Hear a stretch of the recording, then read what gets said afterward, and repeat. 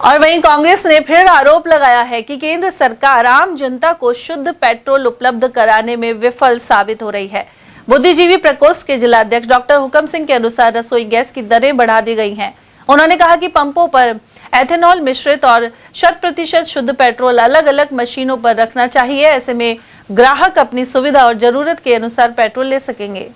आपके चैनल के माध्यम से सबसे पहले तो आज अगस्त क्रांति दिवस, विश्व आदिवासी दिवस की बधाई देना चाहता हूँ देश को, देशवासियों को, क्योंकि जल, जमीन और जंगल ये तीनों मूलभूत आवश्यकताएं भारत का आधार है और इनका अगर कोई सच्चा प्रेमी है, इनका कोई रक्षक है तो वो आदिवासी समाज है। इसलिए आदिवासी समाज को, देश को आज के दिवस के लिए बहुत बहुत बधाई। आपका जो सवाल है पेट्रोल में जो इथेनॉल मिलाया जा रहा है, देखिए अब तक एक छवि थी देश में, माननीय प्रधानमंत्री जी और उनकी टक्कर के अगर कोई मंत्री थे तो माननीय नितिन गडकरी जी थे। मैं साफ बात कहूँगा और वो बात कह रहा हूँ जो लोगों की भावना थी और जनमानस का जो रुझान था। ये कहा जाता था कि बीजेपी में अगर अभी भी कोई ईमानदार आदमी है तो वो नितिन गडकरी है।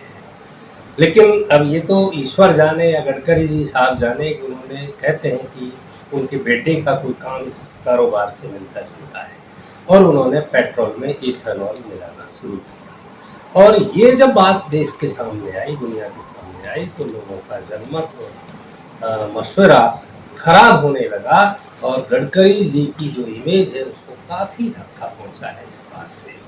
अब यहाँ तक कहा गया कि गाड़ियों के इंजन सीज हो रहे हैं, इंजन सीज हो जाएंगे। फिर उसका वो दिया गया कि भाई इंजन सीज नहीं होंगे लेकिन इससे कुछ तो होता है। मैं इस अवसर पर इस टेक्नोलॉजी में ना जा करके मैं ये कहना चाहता हूँ जो आज का आपका जो सीधा सवाल है कि पहली बात तो पेट्रोल में इथेनॉल क्यों मिलाया जाए। अगर अनिवार्यता है तो जितनी उसकी मात्रा है मिलाने की साइंटिफिक वही मात्रा रखी जानी चाहिए, क्योंकि पेट्रोल तो सदियों से बिक रहा है। आज से पहले तो ये बात कभी नहीं आई, अब क्यों आई? एक बात तो वो क्यों मिलाया जा रहा है, और मिलाया जा रहा है तो देसी भाषा में मिलावटी पेट्रोल होगा तो उसकी कीमत कम होनी चाहिए और एक प्योर पेट्रोल होना चाहिए। जैसे पहले भी पेट्रोल पंपों पर हम जाते थे तो दो तरह के पंप मिलते थे, एक की कीमत अलग है, दूसरे की कीमत अलग है।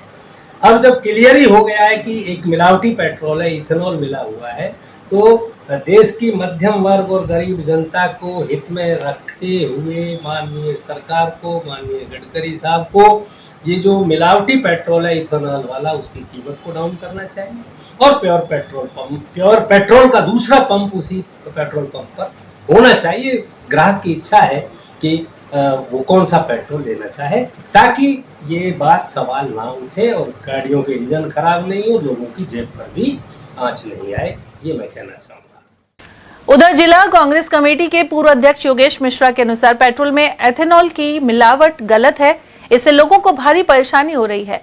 उन्होंने यह भी आरोप लगाया कि उत्पादन और सप्लाई के आंकड़े देश में दूध में मिलावट को भी दर्शा रहे हैं।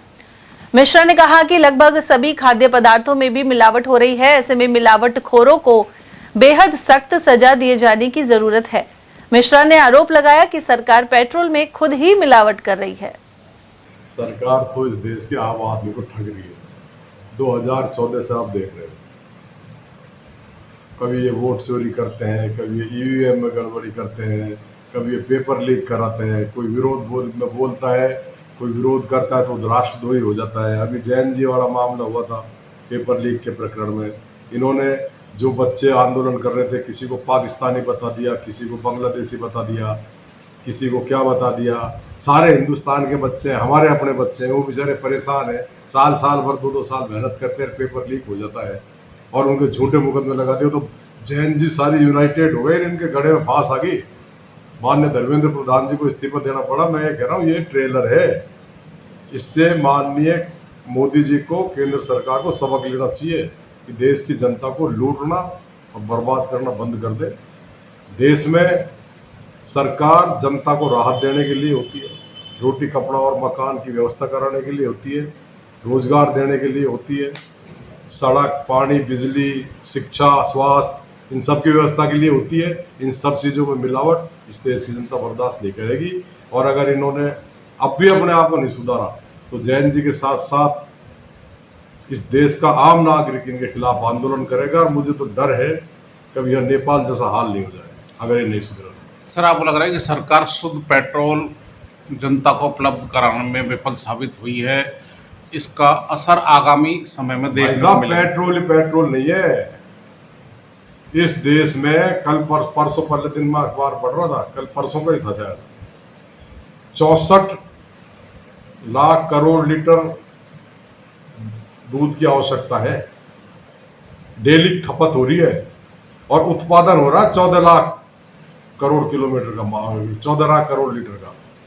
ये बाकी जो पेट्रोल आ रहा है 50 लाख करोड़ लीटर, ये दूध आ रहा है 50 लाख करोड़ लीटर, ये सारा मिलावट है, डायरेक्ट कैंसर बेच रहे हैं। और अगर यही हालत रहे तो आने वाले 2-4 साल में इस देश की 90% से ज़्यादा आबादी कैंसर ग्रस्त हो जाएगी। केंद्र सरकार को इस पर ध्यान देना चाहिए। इससे बढ़िया तो दूध के उत्पादन बंद कर दे केंद्र